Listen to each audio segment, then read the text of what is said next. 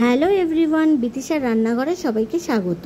যখন একঘেয়েমি সবজি দিয়ে মাছের ঝোল খেতে ভালো লাগে না, তখন মানকচু দিয়ে পুকুরে চারা পোড়া মাছের এই ঝোল অবশ্যই একবার ট্রাই করতে পারেন। তার জন্য প্রথমে মাছগুলোকে ভালোভাবে কেটে ধুয়ে পরিষ্কার করে লবণ হলুদ মাখিয়ে নেব। লবণ হলুদ মাখিয়ে রেখে দিয়েছি। এরপর কড়াইতে তেল গরম করে একে একে লবণ হলুদ মাখানো মাছগুলোকে গরম তেলের মধ্যে দিয়ে দেব।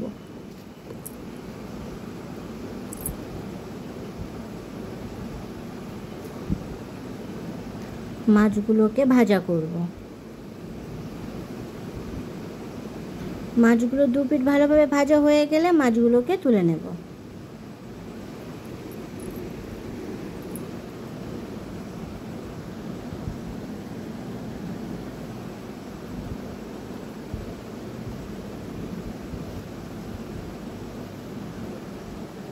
এরপর আর যে মাছগুলো আছে সেই মাছগুলোকেও একে একে গরম তেলের মধ্যে দিয়ে দেব।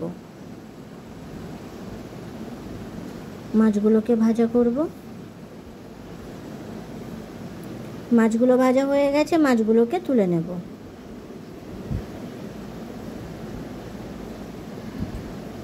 সব মাছগুলো ভাজা হয়ে গেছে। এরপর গরম তেলের মধ্যে দিয়ে দেব 5 ফোড়ন আর শুকনো লঙ্কা।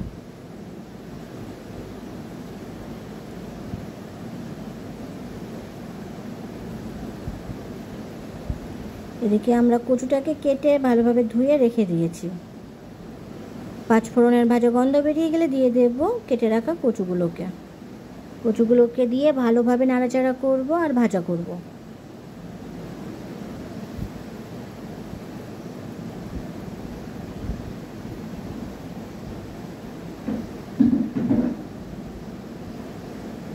এরপর দিয়ে দেব পরিমাণ মতো লবণ আর দিয়ে দেব পরিমাণ মতো হলুদ। লবণ হলুদ ভালোভাবে কচুর সাথে মিশিয়ে নেব।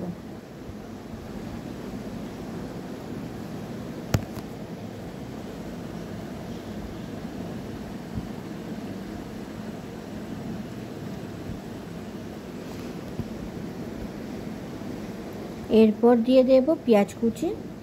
পেঁয়াজটিকে মিশিয়ে নেব।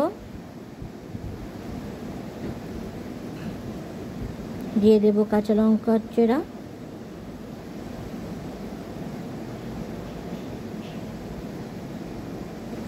এরপর দিয়ে দেব রসুন বাটা,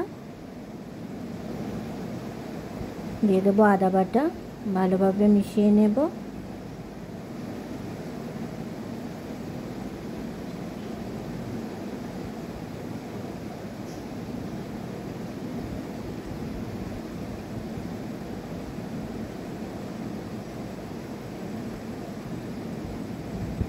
মাঝে মাঝে একটু নাড়াচাড়া করব যাতে তলায় লেগে না যায়। আদা রসুনের কাঁচা গন্ধটা চলে গেলে দিয়ে দেব পরিমাণ মতো জল। ভালোভাবে মিশিয়ে নেব। এরপর দিয়ে দেব জিরে গুঁড়ো, ধনে গুঁড়ো, শুকনো লঙ্কার গুঁড়ো, গোলমরিচ গুঁড়ো।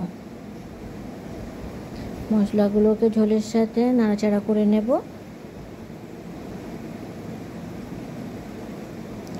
আর দিয়ে দেবো অল্প পরিমাণ হলুদ, দিয়ে ভালোভাবে নাড়াচাড়া করে নেব।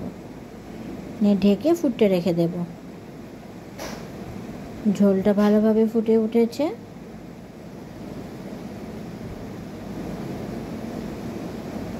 কচুটা প্রায় সিদ্ধ হয়ে এসেছে। ভালোভাবে নাড়াচাড়া করব। এরপর এর মধ্যে দিয়ে দেব ভেজে রাখা মাছগুলোকে।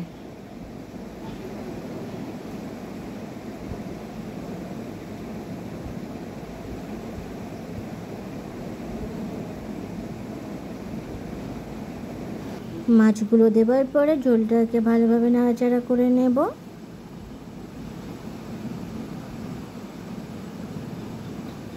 এরপর ঢেকে আরও কিছু সময়ের জন্য ফুটতে রেখে দেব। ঝোলটা ভালোভাবে ফুটছে।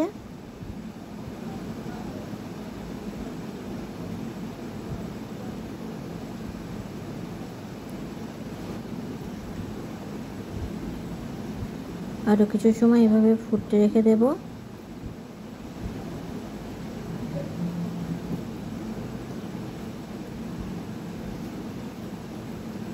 এরপর দিয়ে দেব গরম মশলার গুঁড়ো। গরম মশলার গুঁড়ো দেওয়ার পরে ঝোলটাকে নাড়াচাড়া করে নেব।